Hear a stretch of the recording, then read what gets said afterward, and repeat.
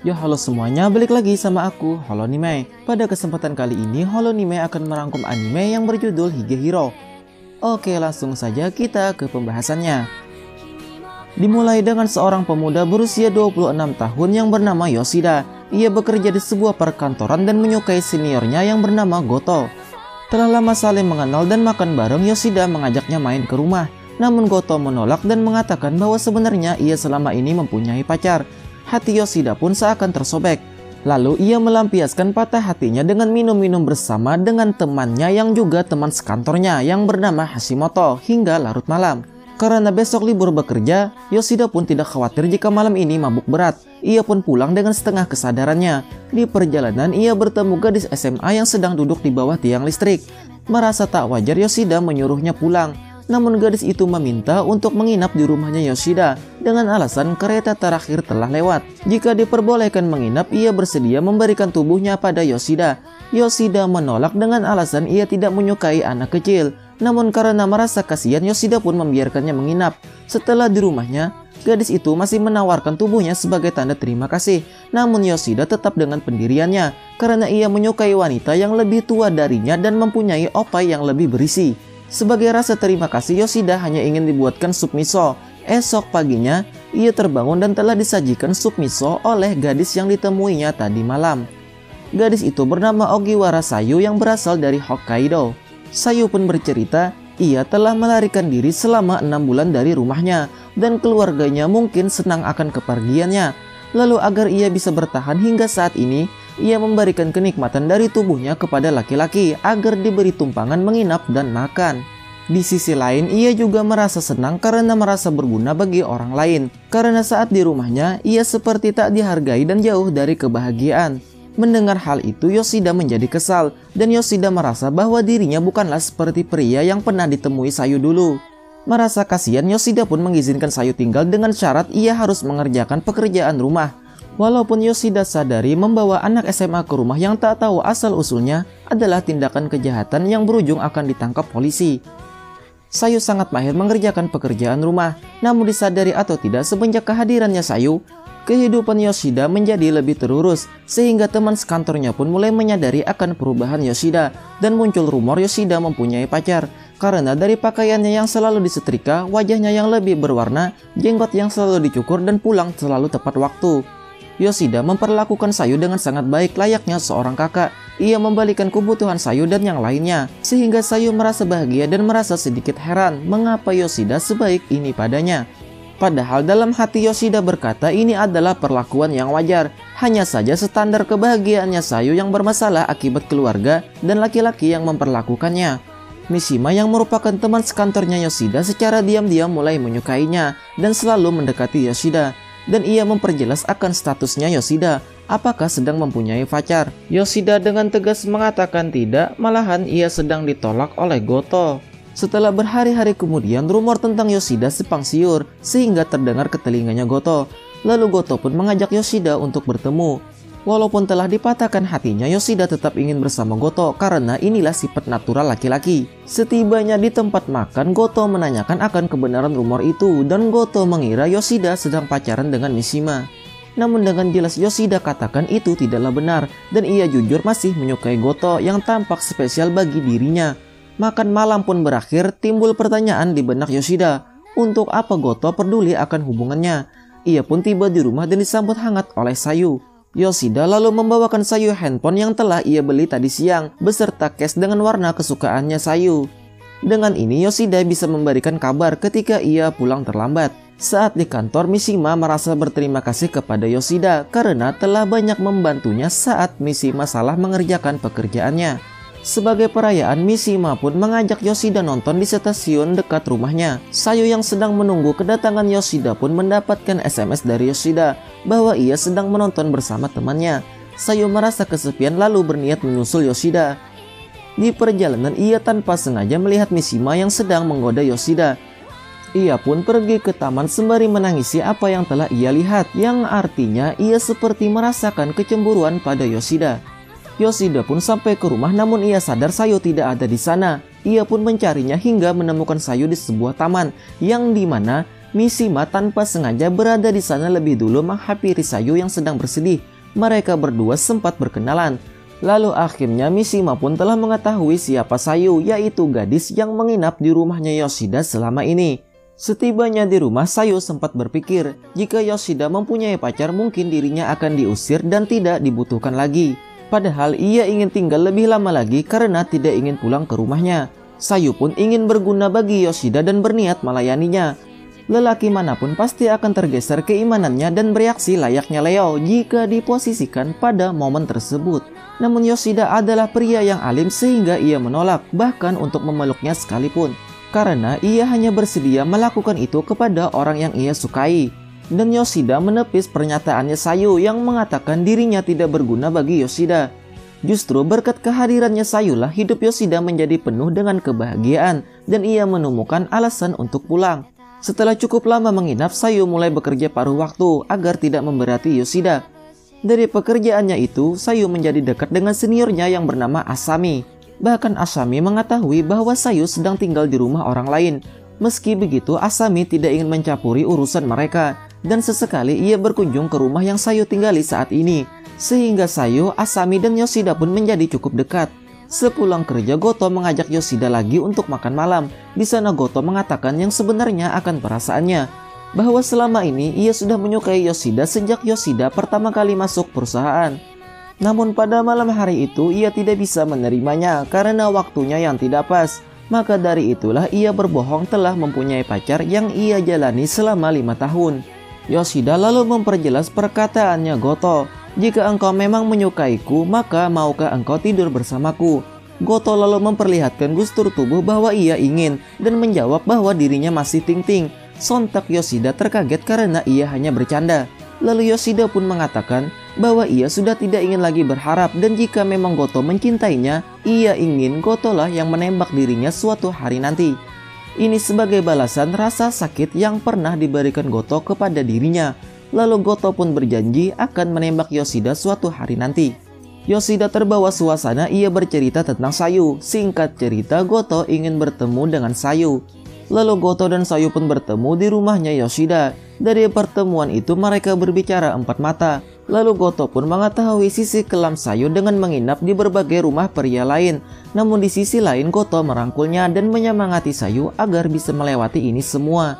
Termasuk melawan masa lalunya yaitu permasalahan yang menyebabkan ia kabur dari rumah. Sayu pun juga menyemangati Goto semoga bisa menyampaikan perasaannya pada Yoshida. Dengan ini sudah ada 2 orang yang telah menyukai Yoshida yaitu Goto dan Mishima. Terlebih lagi Mishima lebih menyukai Yoshida. Hal itu diperlihatkan perasaannya Mishima yang sangat sedih ketika melihat kedekatan Sayu dengan Yoshida. Perlakuan hangat Yoshida yang seperti itulah yang ia inginkan kepada dirinya.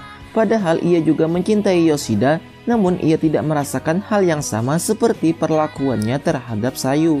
Scene berpindah saat Sayu bekerja tanpa ia duga ternyata di sana ada seseorang yang pernah menidurinya dulu di apartemennya. Ia bernama Kyoya Yaguchi. Yaguchi lalu meminta Sayu agar mengajaknya ke rumah sekedar melihat tempat tinggal Sayu saat ini.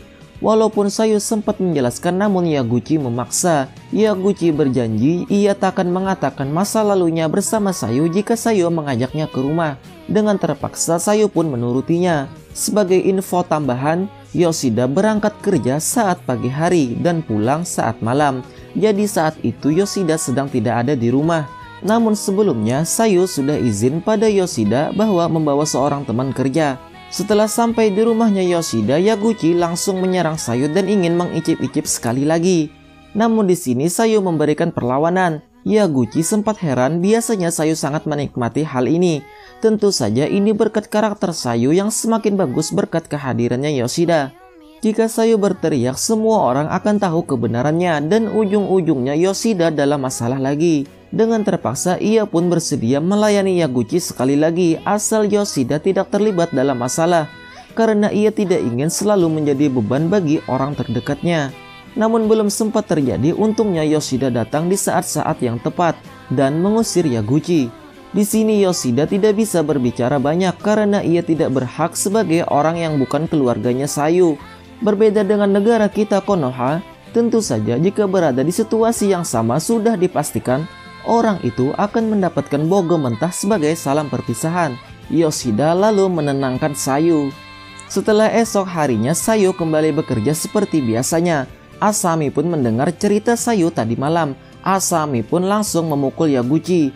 Di sini Yaguchi hanya menerima dan tidak melawan, karena ternyata Yaguchi adalah orang yang setia akan janjinya. Yang mana jika Sayu bersedia membawanya ke rumah seperti perkataannya saat itu, sehingga ia pun menepati janjinya untuk tidak mengatakan masa lalunya. Hal ini pun membuat Sayu lega dan berusaha melupakan semuanya. Di sisi lain, akhir-akhir ini Sayu tengah diawasi oleh orang asing yang ternyata ia adalah kakaknya sendiri yang sedang mencari keberadaan Sayu untuk membawanya pulang ke rumah. Namun untuk saat ini Sayu menghindarinya karena masih belum siap.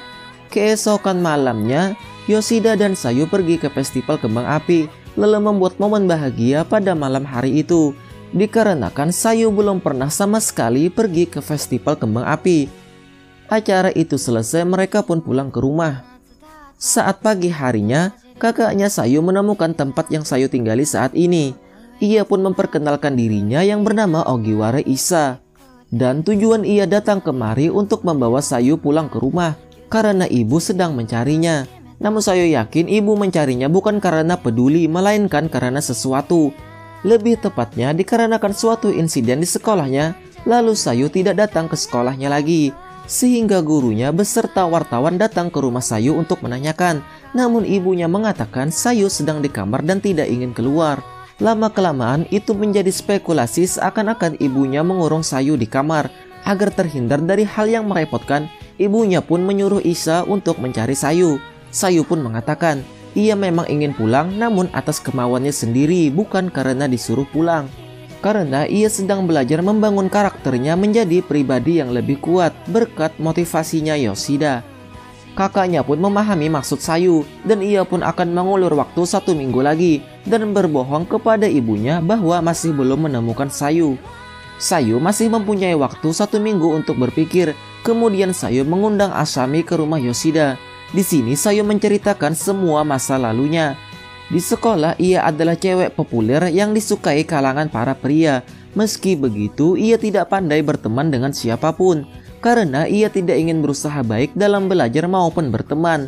Ini diakibatkan mentalnya yang telah rusak karena ibunya sendiri. Namun ada satu wanita yang benar-benar mengagumi dirinya dan ingin berteman dengannya. Ia adalah Yuko. Dan sifat Yuko tidak jauh berbeda dengan Sayu. Seiring hari, hal inilah yang membuat mereka menjadi dekat satu sama lain. Namun Sayu terlambat menyadari, di dalam kedekatannya itu Yuko terluka secara mental karena dirinya, yaitu pria yang pernah Sayu tolak sebelumnya malah melampiaskan kemarahannya pada Yuko, sehingga Yuko merasa tidak kuat akan tindasan mereka. Sayu sempat menyemangati Yuko dan berjanji akan menyelesaikan ini semua dengan bersama-sama. Namun seiring hari, keadaan Yuko semakin memburuk, sehingga Yuko pun memutuskan untuk bunuh diri dan tepat di depan matanya Sayu. Setelah kejadian ini, ibunya Sayu bukannya merasa kasihan pada dirinya yang kini ditinggal teman satu-satunya, malahan ibunya menanyakan seakan menuduh bahwa Sayulah yang mengakibatkan kematian itu dan membandingkan dirinya yang selalu saja membuat hidupnya menjadi sulit. Sayu sangat marah dan sedih yang mendalam. Lalu ia pun memutuskan untuk pergi dari rumah jika memang membuat ibunya itu selalu dalam masalah. Meski begitu, Isa masih berpihak pada Sayu dan ia juga memberi uang 300.000 yen sebagai bekal bertahan selama setengah bulan. Yoshida pun mengetahui masa lalunya Sayu. Keesokan harinya, Isa menemui Yoshida dan meminta maaf telah berburuk sangka padanya. Dari obrolan itu, Yoshida akhirnya mengetahui bahwa ayahnya Sayu dan Isa adalah presiden di perusahaan besar yang bernama Ogiwara Foods. Namun ayahnya mempunyai hubungan gelap di saat ibu mereka tengah mengandung Sayu. Ayah mereka menyuruh untuk aborsi. Tentu saja ibunya menolak sebagai harapan terakhir jika Sayu lahir itu akan menahan ayahnya. Namun tetap saja ayahnya pergi meninggalkan mereka, dan bagi ibunya Sayu adalah bukti bahwa suaminya tidak mencintai dirinya lagi, sehingga Sayu pun hanya menjadi pelampiasan emosi bagi ibunya tanpa kasih sayang dan perasaan cinta dari seorang ibu. Maka dari itulah Isa sangat berterima kasih pada Yoshida telah menjaga dan membuat Sayu bahagia, melebihi dari perlakuan orang tuanya. Seminggu pun telah berlalu, Sayu memutuskan untuk pulang. Sebagai pelayanan terakhir, Yoshida pun bersedia menemani Sayu. Sayu pun sangat bahagia dengan perlakuannya Yoshida. Mereka pun telah sampai ke Hokkaido. Namun sebelum menuju rumah, Sayu meminta singgah terlebih dahulu ke sekolahannya dan mengajak Yoshida untuk melihat kenangan indah dan pahit yang ia alami di lantai atas. Di sini Sayu tidak bisa mengontrol emosinya dan menyalahkan dirinya sendiri. Jika saja ia lebih dulu peka terhadap Yuka, maka Yuka tidak akan tertindas dan pergi meninggalkannya untuk selama-lamanya. Yoshida lalu meyakinkan Sayu bahwa tak ada yang perlu disesali. Biarkan ini mengalir agar Sayu bisa tumbuh dewasa. Scene berpindah. Mereka pun telah sampai di rumah Sayu. Setibanya di rumah, Sayu disambut oleh ibunya dengan satu tos ke arah pipi.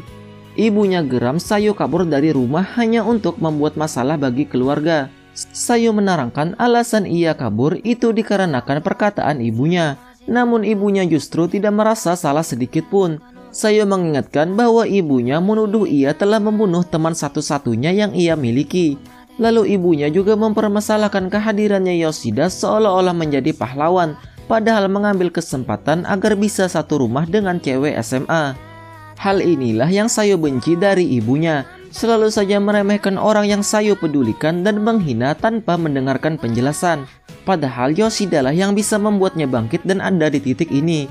Dan ia memperlakukan Sayu layaknya seorang keluarga, tidak seperti ibunya. Di sini emosi ibunya semakin naik, sampai-sampai ia mengatakan telah menyesal melahirkan Sayu. Sayu terdiam sembari mengeluarkan air mata. Yoshida mulai memanas, ia hampir saja menyiram ibu Sayu dengan minuman. Namun ia memilih untuk bersabar. Yoshida pun meminta akan merawat Sayu hingga tumbuh dewasa, jika memang ibunya itu sudah tidak peduli lagi padanya. Namun tetap saja ia tidak bisa melakukan itu, karena ia tidak mempunyai hak dan tanggung jawab. Justru tidak ada orang yang berhak membesarkan Sayu selain ibunya tersebut. Yoshida bersujud dan memohon kepada ibunya Sayu agar bisa menerima Sayu lagi kepadanya. Hati Isa tersentuh, lalu ia pun juga turut bersujud sembari memohon. Di sini emosi ibunya kembali tak terkontrol, sehingga Isa pun menenangkannya sebentar dan menyuruh Yoshida dan Sayu untuk keluar sebentar. Hasil akhirnya adalah Sayu akan tinggal di rumah setidaknya hingga lulus SMA, dan ibunya berjanji tidak mengganggu Sayu asal tidak membuat masalah. Yoshida lalu meminta maaf kepada ibunya Sayu karena telah berkata di luar batas. Yoshida pun diizinkan menginap dan akan pulang pada esok paginya. Di sini Sayu juga berbicara empat mata dan meminta maaf atas tindakannya. Dan dari sini suasana sudah semakin membaik. Pada malam hari itu Sayu masih tidur sekamar dengan Yoshida. Di sini Sayu menggoda Yoshida dan menawarinya untuk skidi pop-up, karena ini menjadi kali terakhirnya mereka bersama, dan juga sebagai salam perpisahan agar mereka tidak saling melupakan satu sama lain. Tidak seperti yang kalian harapkan, di sini Yoshida masih menolaknya, karena ia adalah anak soleh kebanggaan ibu dan ayah. Bahkan Sayu menawari setidaknya untuk memegang openya saja, namun Yoshida tetap tidak ingin. Keesokan paginya Yoshida pun telah sampai di bandara dan diantar oleh Isa dan Sayu. Isa memberikan rasa terima kasihnya yang mendalam pada Yoshida, dan ia juga mengungkapkan bahwa Yoshida sepertinya mulai menyukai Sayu. Namun Yoshida tersipu malu dan menepis perkataannya itu. Lalu Sayu dan Yoshida pun mengobrol. Di sini Sayu jujur bahwa ia telah menyukai Yoshida. Yoshida kaget dan tersipu malu. Lalu ia menjawab anak kecil bukanlah tipenya.